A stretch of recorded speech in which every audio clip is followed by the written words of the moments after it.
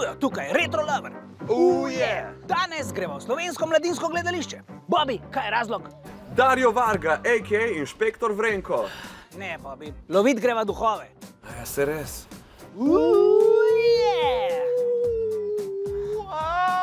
kom jaz delam?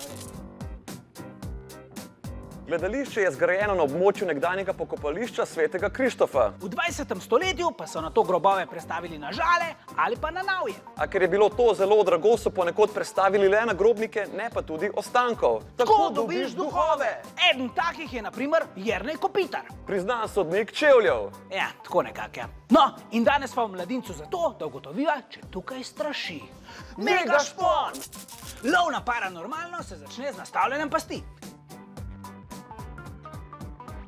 Kot izkušen duholovec vam lahko sicer povem, da duhovi sploh niso strašni. Zagleda, da se je en že ujel. Pejmo. Bobby! Prosti, pozabil sem, da je past. Duhove lahko ulovimo tudi na nežnejše načine. Naprimer, pokličemo jih s spiritualnimi pripomočki. A ni to sam navaden skrebr? O, duhec, povej, kako ti je ime? Silvester, ime mu je Gdčije. Mene kliče! Duhec, kje si? Ne morem verjeti, da me je klical. Tako. Bobby! To je sam en krulil po želodce. Bobby, a si se spet ujel v past? Mogoče?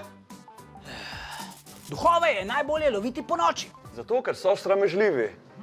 Najbolj znani so poltergeisti, poznamo pa tudi kroglaste in lijaste duhove.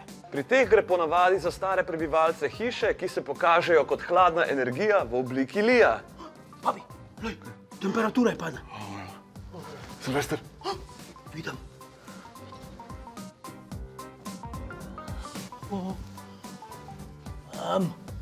Gospod Duh. Kaj pa vidva? A se z našimi ljudkami pogovarjate?